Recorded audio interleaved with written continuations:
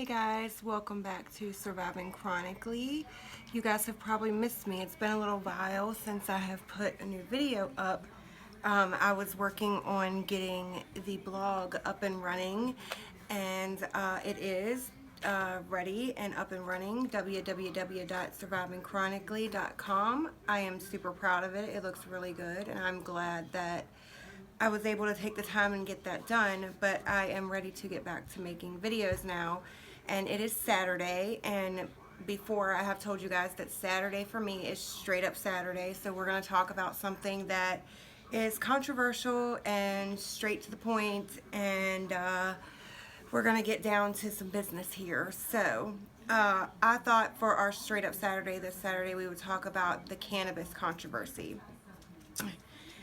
Mainly because I don't understand it would be part of why I want to do this. I don't understand why cannabis is so controversial. I do understand, like, back in the day when there was misconceptions about cannabis, why people didn't support it being legalized or being used, and they thought it was this evil drug that was going to turn people into drug abusers. But science and time has proven that that is not the case. So there are still, even though I read a statistic today that 91% of Americans agree with legalization, or it was 91% of Americans agree with legalization, especially for medical purposes, for people who have medical medical reasons that would need cannabis. So it got me thinking, like, if 91% of people are supportive of cannabis being legalized, why isn't it legal yet, and why is it still such a controversial subject, and why is it still swept under the rug? So I did a little bit of research for us, and thought that I would bring some numbers to the situation, because I couldn't understand why cannabis is villainized, and everybody and a lot of people claim to see it as such a bad drug, and therefore that's why it can't be legalized, because it's a gateway drug, which is absolutely proven not to be true. But anyways, but alcohol and prescription drugs are completely fine. Alcohol is actually celebrated. I mean, people talk about getting drunk. They brag about getting drunk. They post pictures of drinking. If someone in an illegal state posted a picture of smoking, they would be in trouble. But people who are drinking alcohol, it's completely fine for them to post pictures of them consuming alcohol without any issues at all. This is the case when, according to the National Highway Traffic Safety Association, 30 people die in alcohol-related car crashes every 50 minutes. 30 people die in alcohol-related car accidents every 50 minutes, excuse me. So that's might as well say 30 people an hour roughly. And furthering that, 88,000 people a year die from alcohol-related disease.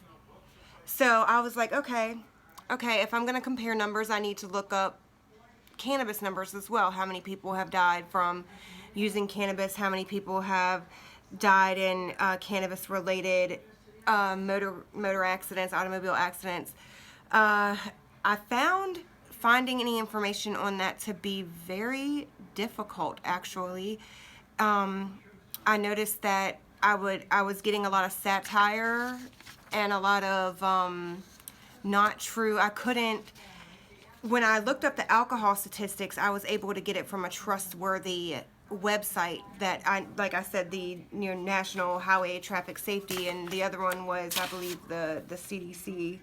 But I couldn't find anything solid on whether cannabis has caused any deaths or whether it has caused any car accidents. So to me, that says that there's obviously not a large amount of that happening, or I would be able to find a lot more information on it. I'm not saying that it hasn't ever happened.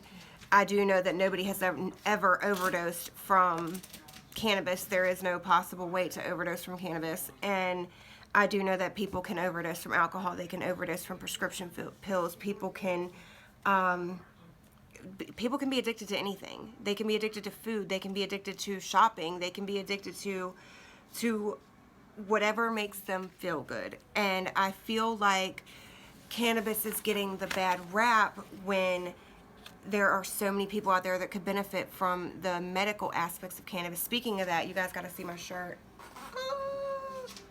I wore it just for this video because I am tired of standing back and being scared of speaking up and saying that I believe that cannabis helps pain in a way that I have never experienced prior to trying cannabis. And I am tired of feeling like I am some kind of villain or some kind of criminal because I believe that cannabis should be legalized, and because I believe that it is a plant. It comes from a seed. And I believe that we have not even scratched the surface of what cannabis can do medically and in other ways, in so many other ways. But back to what I was talking about. We were talking about it being addicting. So I was like, well, let's look up the rate of alcoholism. Come to find out, the rate of alcoholism is roughly 5.8% of adults. 9.2 million men and 5.3 million women are, I guess, admitted alcoholics or suffer from alcoholism. That means that there is 5.8% of the families in our country who are living in a situation where they have an alcoholic parent. This is happening every day in our country, but yet you see a Bud Light commercial every 5 minutes on TV. You don't see cannabis commercials like that. You see prescription medication commercials where they will admit in the commercial that the prescription could cause death. It could be a side effects, and it's okay. This is okay, but cannabis is considered the pure devil and can't be legalized. And there are so many moms out there who are using cannabis to help them, but yet they sit around and feel like pieces of trash because of the stigma that is surrounding cannabis, and because people don't want to open up their eyes and learn and educate themselves about cannabis. And it's really, really getting kind of annoying, but you know, I get annoyed easy. I don't understand how all of us who support cannabis keep coming back with it helps me, and there's proof that it helps cancer patients. There's proof that it helps with nausea. There's proof that it helps with seizures. I mean, look at Charlotte's Web, RIP by the way. There is solid evidence out there for cannabis, but there isn't any solid evidence out there for alcohol being beneficial to anybody in any way, but yet it is celebrated. And all I've heard about this whole quarantine is people drinking, day drinking, and drinking bottles of wine and drinking 12 packs of beer, which, I mean, I'm not against that. I don't care. It's totally your prerogative. But I don't understand why that is okay. But if I was like, I'm going to go outside and light up a joint because quarantine, you know, like, psh, y'all drinking, I'm going to smoke. I would be looking at the possibility of ending up in court, of ending up having to fight for the custody of my children, because it is still considered illegal here until July 1st. It will be decriminalized, but there will be a fine. There's so much evidence against things such as alcohol, soda, coffee, overeating, that are strictly deadly, but not brought out as much as it is when it is cannabis. According to a study by Harvard, roughly 128,000 people die from prescription drug-related deaths a year. That's 128,000 people. But when I Googled how many people die from cannabis, I couldn't get solid proof for any of that. I kept on looking. I was like, okay, I'm going to keep on getting statistics. An estimated 30,000 deaths per year are due to obesity, which would be from people overeating soda, coffee, sugar, sweets. You know, I don't understand why we say as a nation that we cannot legalize cannabis because it could be dangerous, but yet we sell the poison at the local gas station in the Mountain Dew bottle, in the Dr. Pepper bottle, in the Doritos bag, but we villainize cannabis when it could be the next big breakthrough in medicine that could be the game changer, especially for doctors who are looking for something other than an opioid to prescribe their patients. Like, I have dealt with this with my pain management doctor. They'll tell you take Tylenol, take ibuprofen, and they'll give you muscle relaxers and all this stuff. But the thing is that stuff doesn't control the pain. Half the time it just knocks you out, and that's why you don't care, because you're asleep. And here's cannabis that's so many properties, endocannabinoids and CBD, THC, those are the endocannabinoids that make this medicine, make this plant medicinal in so many ways. And there are so many people that are coming forward now and saying, I consume cannabis, and I'm tired of hiding in the dark about what I do, because I am not hurting anybody. I'm not hurting myself. I'm not hurting anybody around me. I'm actually helping myself.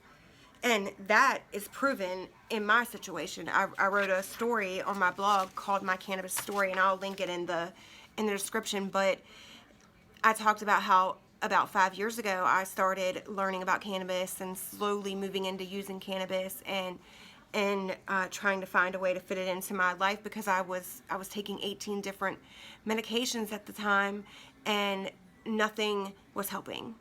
So now I'm down to 5 medications, or it might be 6 now, that I have to take every day, but I have something better there that I can fall back on. My CBD cream, my CBD oil, any type of cannabis. I have CBD edibles, and having those things in my toolbox makes it so much easier for me when I'm having severe pain, and it helps to keep me out of the hospital. It helps me to be able to deal. It helps me to be able to function. But it is so villainized, and I am made to feel like I am breaking the law when I have found something that truly works for me. And I just felt like it needed to be said that cannabis needs to come out of this belief that it's bad, this misinformation that cannabis is a gateway drug. That is not even.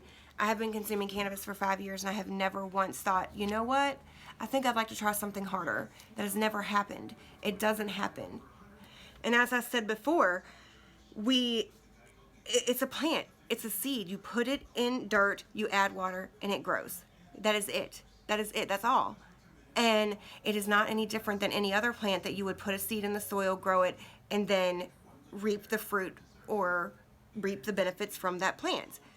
I just don't understand, and I'm hoping that maybe you guys watching this video can help me understand if you've heard other reasons that people say that they're against cannabis that I am not understanding or I haven't mentioned here, because I really would like the stigma surrounding cannabis to change. I would really like 2020 to be the year that our government is like, you know what, we have been wrong and it's time to take this off of the scheduled list. But I feel like 2020 has the power to show us how necessary cannabis is, especially when some people may not be able to see their pain management doctors given the quarantine and COVID-19 right now.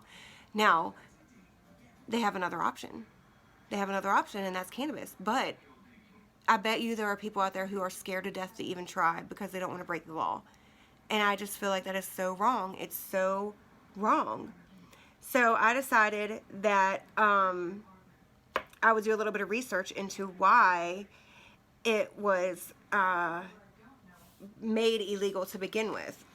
And what I found was that the logging industry created Reefer Madness surrounding the idea that marijuana was coming in with Mexican immigrants, and that the people who were smoking or consuming the cannabis were having a Jekyll and Hyde effect, that it was causing people to act erratically and make them go from kind to very angry And like I said, the logging industry put this into play because they were seeing that hemp was being noticed as a way to make a lot of things that the logging industry had been making up to that point. And they were losing profit and losing, they knew if it was to be figured out that hemp could be used in place of trees, then we could save trees, we could not have to cut them down as much, and then the logging industry would have been done and over with at that point right there, because people would have been using hemp to make houses and hemp to build barns and hemp to build whatever. Cannabis has been used for centuries, because I was in full research mode for this, you guys. Like, I really wanted to know what was up. I googled when was the earliest recorded use of cannabis, and it said in 2727 BC, the Chinese Emperor Xin Nung had written of his use of cannabis for medicinal purposes. So even back in the before Christ times, in BC times, cannabis was saw as a medicine. It was used as a medicine until when Reefer Madness came along, and it was made out to be something that it absolutely is not.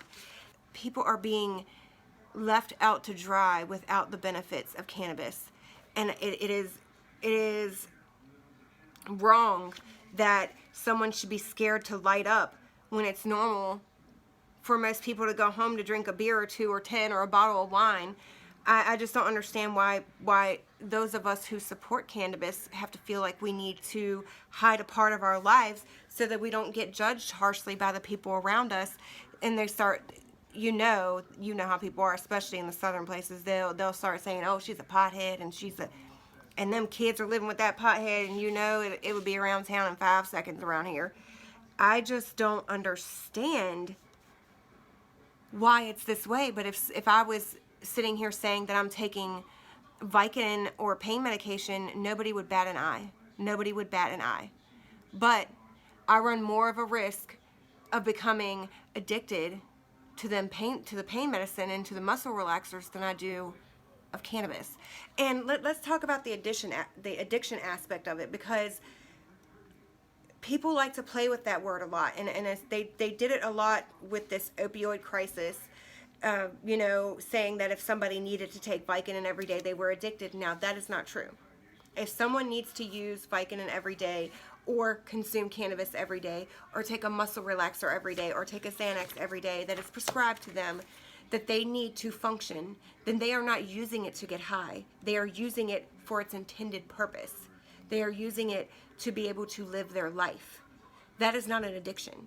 If someone consumes cannabis every day for their medical purposes, that is not an addiction. Most people would not say that a person who would go home and drink 1 or 2 beers every day after work has a drinking problem. So I do not understand why a person who may smoke 1 or 2 bowls, or a joint, or a blunt, or a vape, or a bong, or whatever they may choose, however they may choose to consume their cannabis, how are they any different than the person who is going home and drinking that beer?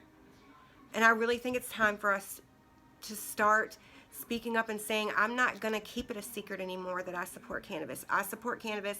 I consume cannabis. I believe that it is a medication. I believe that we have barely